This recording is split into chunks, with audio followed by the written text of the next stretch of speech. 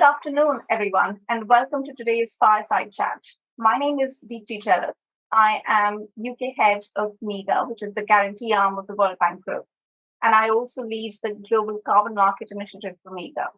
I will be moderating today's chat about the role of insurance in managing impacts of climate change and energy transition risks. I'm delighted to have Sierra Signorelli here with us. Sierra is the CEO of commercial insurance at Zurich Insurance and a member of Zurich's executive committee. She has extensive experience in the insurance industry, having served as Zurich's Group Chief Underwriting Officer and as Chief Underwriting Officer for commercial insurance prior to that, and has also worked with AIG for many years prior to joining, where she held several other senior leadership roles. So, Sierra, welcome to this Fireside Chat. And without much further ado, I'm going to dive straight into the topic that we are here to discuss. Given your extensive experience in the industry, perhaps you could start by telling us about how corporate insurers are supporting organizations to mitigate climate change risks. And that's looking both with exposures to physical risks as well as to those in their operations. Over to you, Sierra. Thanks, Deepti. The insurance industry is well qualified to support businesses not only with risk transfer, but also to help them understand their physical risks. We have information, models, practical claims experienced, and all of this can be used to help businesses understand the impact of various weather events. So insurers experience also claims, and they can take that information along with risk engineering information to help inform decision-making when it comes to thinking about preventative measures at facilities owned by companies and weighing the trade-offs so that businesses can decide where they want to invest and where they'll get the best benefit and most resilience through that investment. And while building resilience to physical risks to keep businesses in business and doing what they're doing is critical, we also see an increasing interest and support of other areas as well. We see a greater focus on understanding supply chains. Insurance companies have a long history of looking at supply chains, and we can help companies understand their supply chains and the resilience that sits within their supply chains. And are their supply chains exposed to weather events? And if they are, then how do they build contingency plans to be better prepared for such events? It's also important, and we see many companies looking to understand the impact of the broader community. They can make a facility a fortress, but if they don't have any employees to come into work, then there's little sense in having that fortress. And so we do see some companies, especially those that are large employers and communities, working with the local municipality to better understand and help build resilience for the community. And insurance companies can help understand what is the exposure to those weather events and inform the decisions taken by that community. We also see that many companies are changing their own operations to become less carbon intense. Simple examples are solar panels. As an insurance company, we have lots of experience, sometimes some painful experience and lessons learned in the installation of solar panels. And we can share that information so that those same mistakes aren't made other places. We also see an increase in companies electrifying their fleets, and so considerations need to be made there as well, and an exposure to fire. And new technologies are springing up everywhere, and really we want to engage early to make sure that we understand the operations and the related risks with the changing operations so that we can offer the right products, the appropriate insurance, and the right services to help companies protect against such risks. Thank you, Sarah. That's very interesting, especially the role you talk about sort of the data and information that the insurance company has. I guess on a related topic, if we can talk about disclosures, there's now global recognition that climate-related disclosures by companies is going to help not just investors in equipping them with relevant information to compare across companies, but also the businesses themselves, so that they can better understand what changing climate will mean for them, its impacts, the risks, as well as the opportunities. Do you see a role for insurance in this area as well? So, absolutely, this is the area where we see the largest increase in inquiries and in engagement. Most of the requests come into us with just a limited scope, an initial question that a company is trying to answer. And as we provide information and start discussions, these projects evolve. And it's really interesting for us as they start with the risk management function. Maybe they're looking to answer a specific question, but then we see operations, finance, and the sustainability offices within these companies joining the discussion. And especially as they start to think through the impact of their own operations, they start to think about how do they need to change and what are some of the things that they need to think through. So the impact could be to critical infrastructure, it could be to access their ability to access suppliers, or even access something as simple as water for certain operations as an impact of drought. And so, as they start to look at these different pieces and what the impact could be, more people across their organization become interested in that information and what they need to do to mitigate those risks at their companies.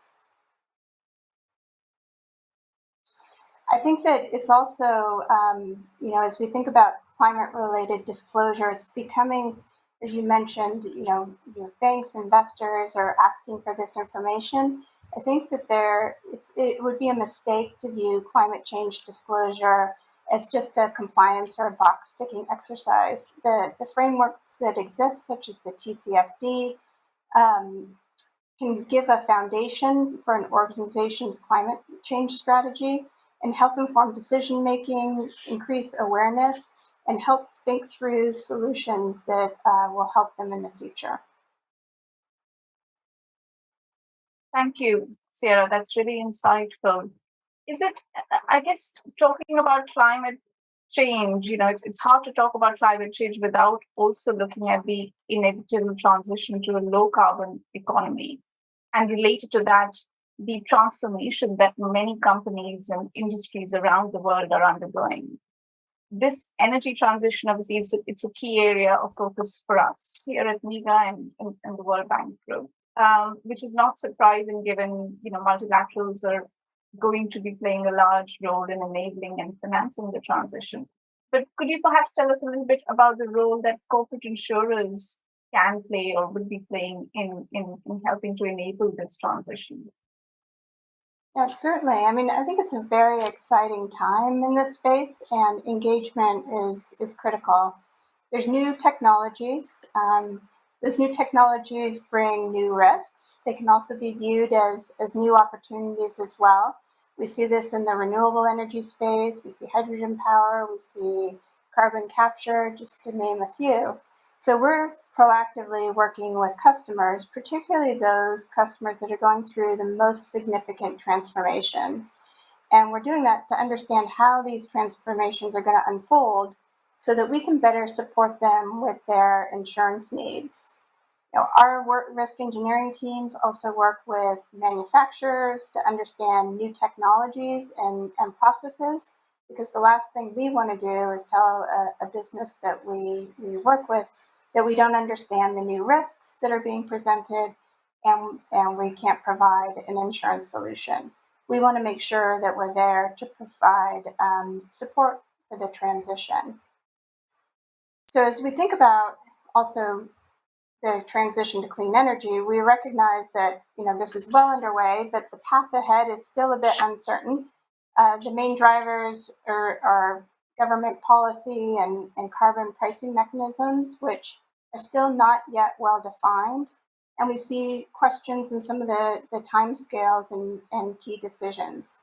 So, given the complexity and the inability to kind of predict the transition, it's really important that stakeholders engage, share the knowledge, and work together to create solutions across the value chain, and this should include insurance and risk. Thanks, Sierra. And it's very interesting what you say. I think everybody's also grappling with the idea of these new technologies, new systems. And, it's interesting. We're talking about, the insurance industry that's obviously looking at a lot of history of data, but, we're also grappling at the same time with the sort of, I guess, newer economy, newer technologies. But I think also related to that is, with the transition, so from our perspective, obviously, it's quite important to understand that there is also a social aspect, and really ensuring this just transition that's putting people and communities at the center of this transition is really key to enabling such transition. Um, I don't know if perhaps if you have any perspectives around, either or both of those topics that you could share with the audience. Yeah, so solutions need to address every aspect from reducing emissions to providing affordable and reliable energy globally. At the same time, we need to balance the needs of the workforce that's going to be adapting to significant change. All of these challenges need to be evaluated individually. However, it's important that we find the right balance between supporting growth in areas where it's needed, which could mean giving people and communities access to energy, at the same time being able to reduce emissions. I do believe as developed countries invest in transition and newer low carbon technologies, and they become more common, it's going to bring greater opportunity to scale similar solutions and bring these to developing countries as well. Thank you, Sierra. And I think everything that you said today in terms of how the stakeholders need to really sort of come together to share information and to think about sort of, the way forward around this, and the key role that insurance can play within that, is really important. I mean, obviously, sort of, with the hat that I wear at MEGA, this is, we're looking at sort of the multilateral view, and with our insurance products and our guarantee products, what we can do. But it's really helpful to see how, corporate insurers, the private insurance market, is really also going to be extremely key to this. So, I really hope that all of the stakeholders, all of us, can really come together to address this challenge.